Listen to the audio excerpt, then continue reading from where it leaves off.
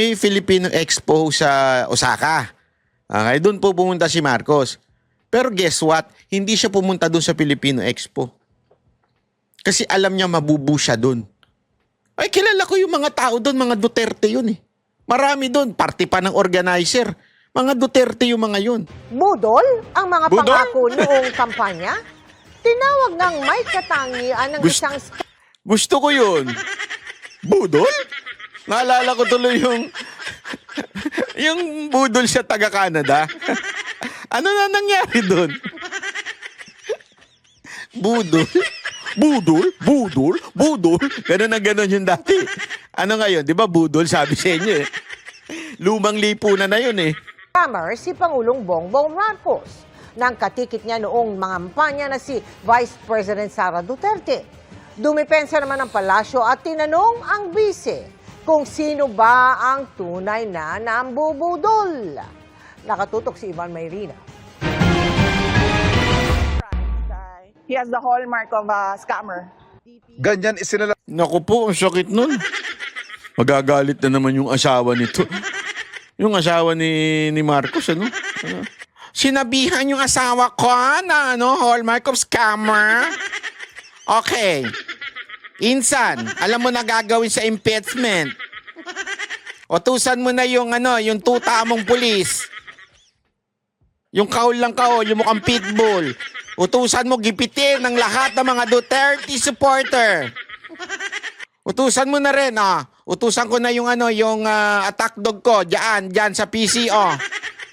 rawan ni Vice President Sara Duterte si Pangulong Bongbong Marcos sa panayam sa kanya sa Melbourne, Australia. In fact, he has not followed through with any of his campaign promises. And that is an example of the conflict with regard to our president. And,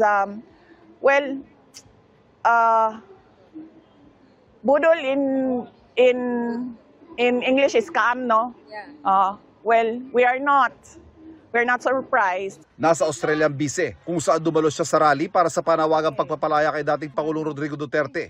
Dito rin niya binatikos si Pangulong Marcos.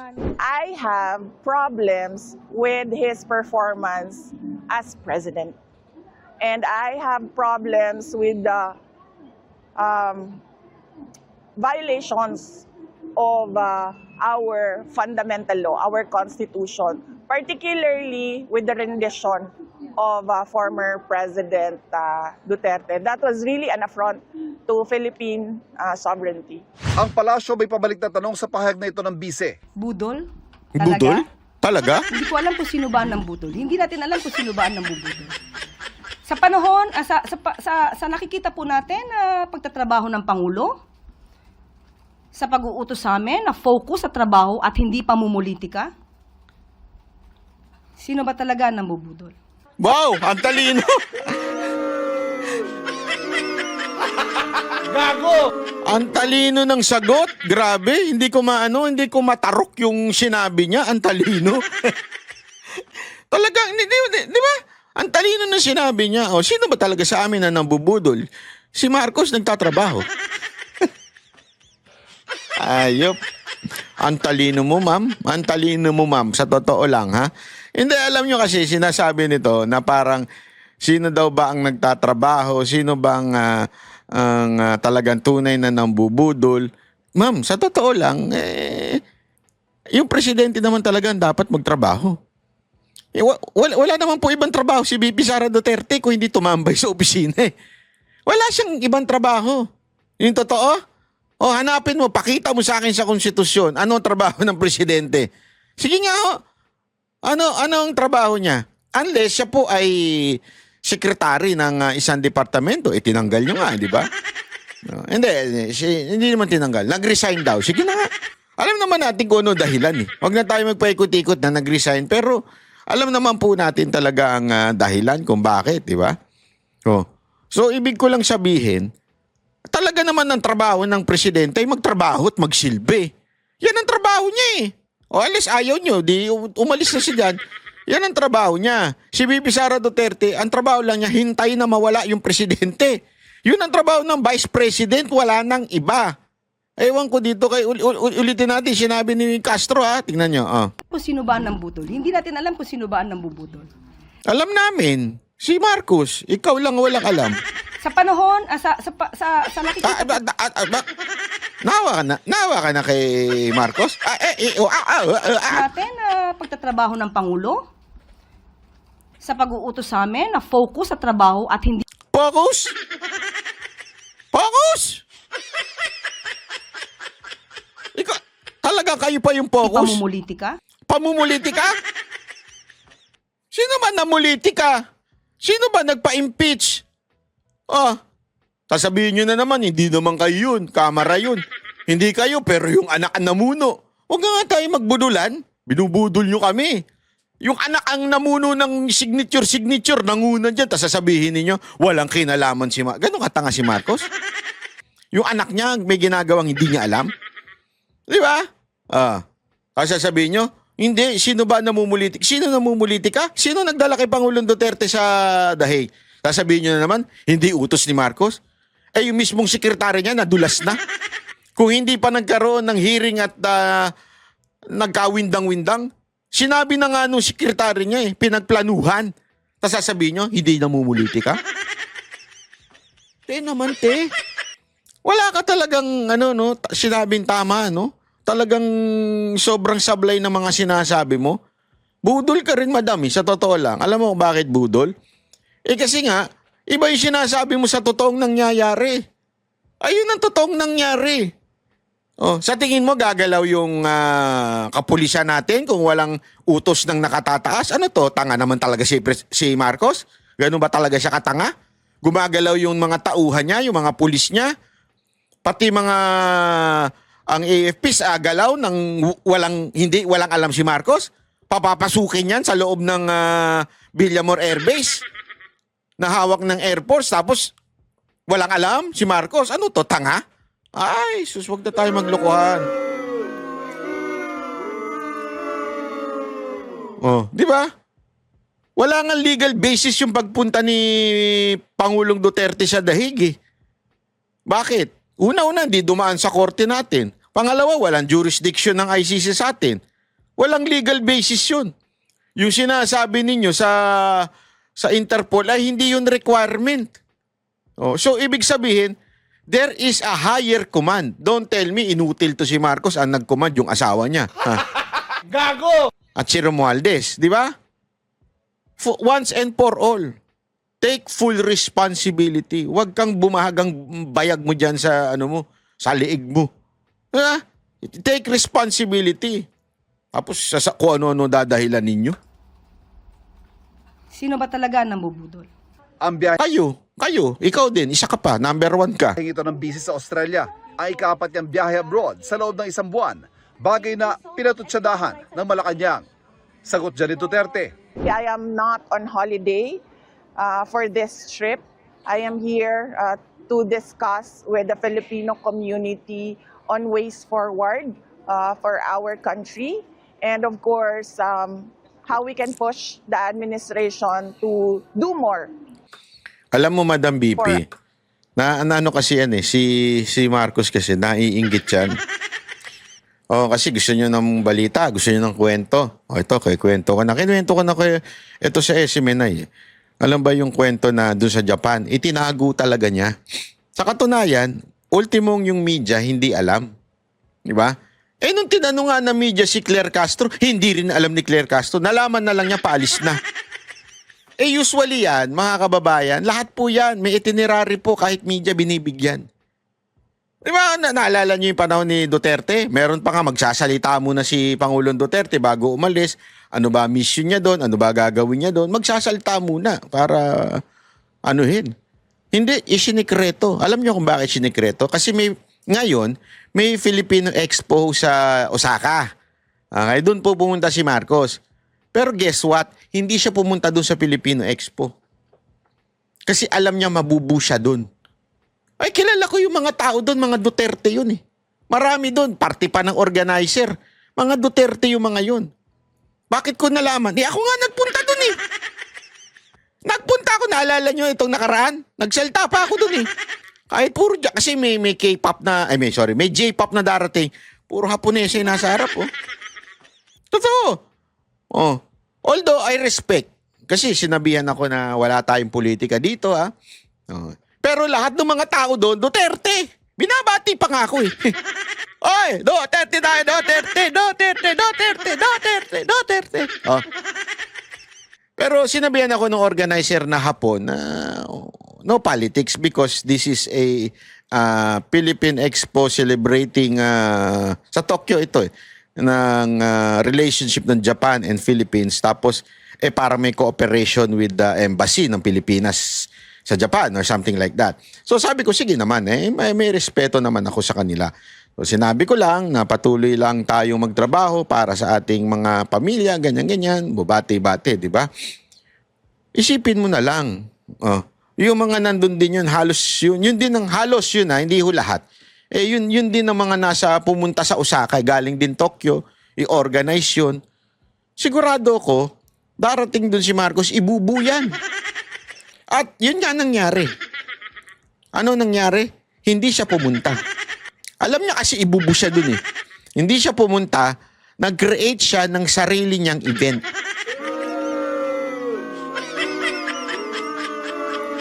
At yung sarili niyang event,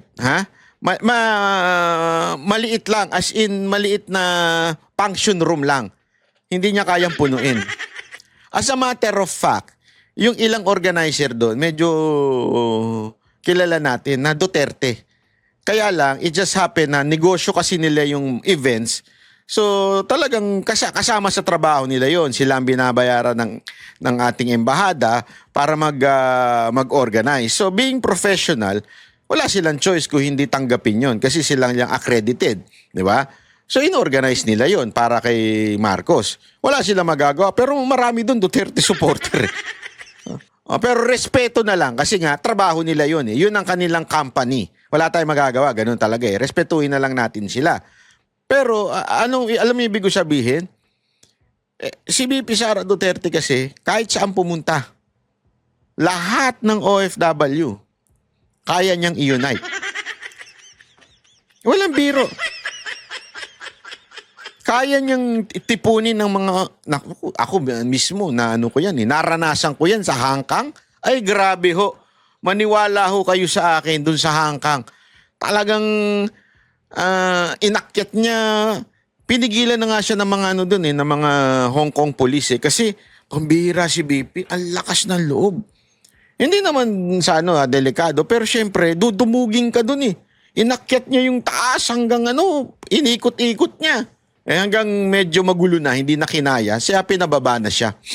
Sabi, magulo na. Talagang yung mga tao nagkakagulo na kay BP Sara Duterte. Galing talaga eh. Sabi ko, grabe ho ito. Subukan ni Marcos gawin yun. Ang daming OFW na budol eh. Bakit kanyo? Eto, sasabihin ko sa inyo. Alam mo ba, yan ang isa sa mga concern ng mga OFW nating kababayan na nagme-message sa atin. They don't feel safe sa family nila. Kasi nga, kaliwat kanan yung nakikita nilang patayan, kaliwat kanan yung droga, yung binabalita sa kanilang mga kamag-anak nila, na si tatay, si tito, bumalik na sa pagdadrugs.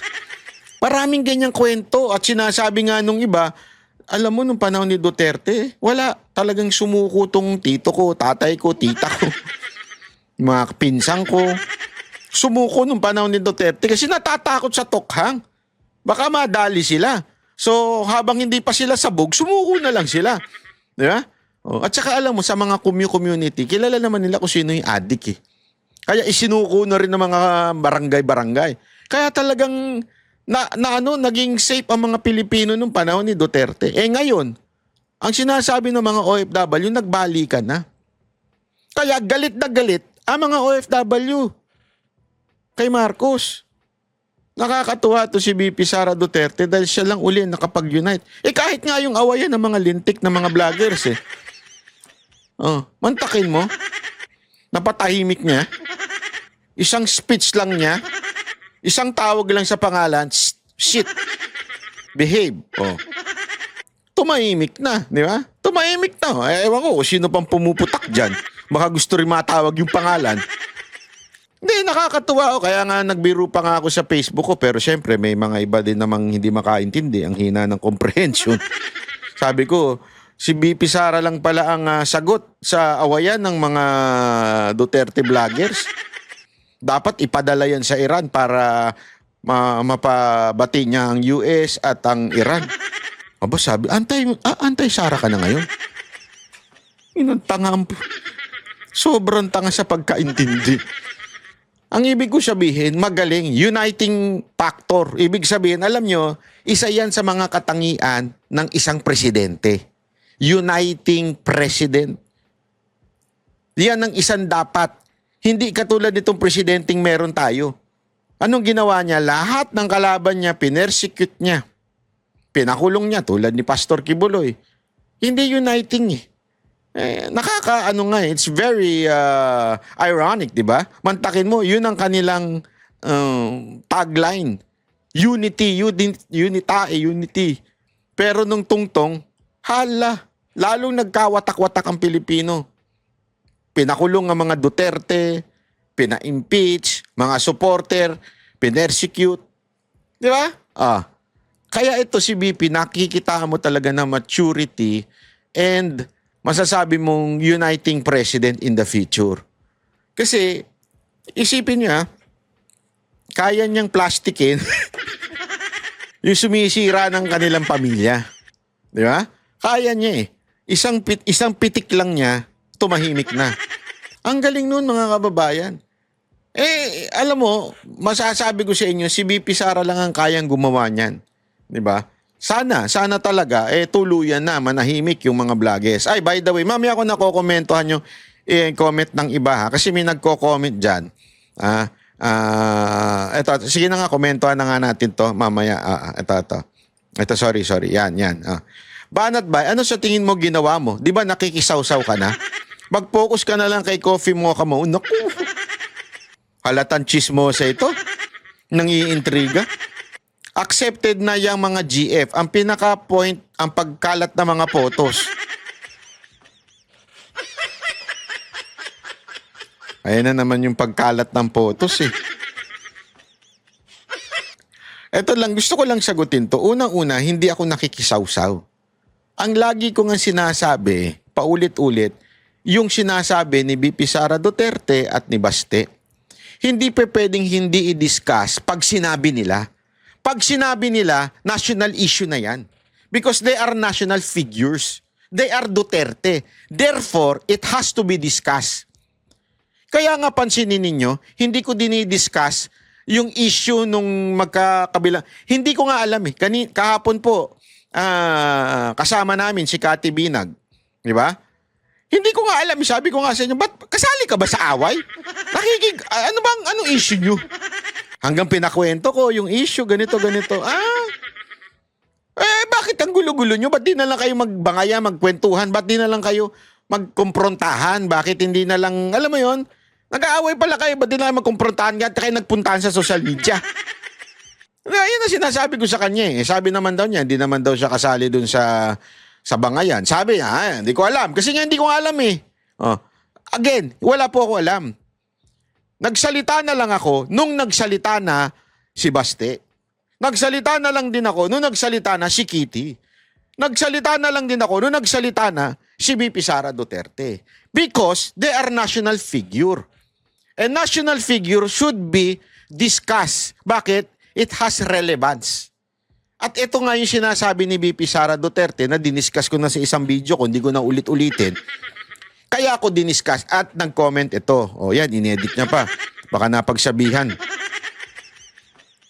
Tapos, mag-focus ka na lang kay coffee mocha mo. Ang corny. Halatang mahilig sa chismis. Halatang mahilig sa chismis. Tapos sasabi niya, ang pinaka-point ng pagkalat ng photos, asan yung photos? Anong photos yung nagsasabi mo? Wala nga akong pakialam dyan. Wala akong pakialam, ikalat pa photo, kung video, o whatsoever. Ano man ay pakalat nila, I don't give a damn. I don't give a fuck. Wala akong pakialam. Di ba? Kung ano ikalat nila. Ang punto ko dito, huwag niyong idamay ang pamilya ni Pangulong Duterte.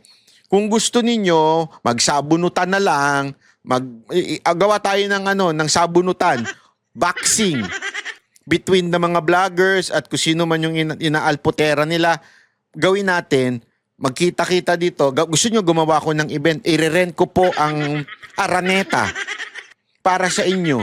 Magsalpukan kayo kung gusto ninyo. At yun nga mga kababayan, anong masasabi niyo sa balitang ito? Maaring ihayag ang inyong opinyon at kuro-kuro sa comment section sa ibaba. Huwag din kalimutang mag-like, mag-subscribe at mag-share sa bidyong ito. Maraming salamat sa panonood.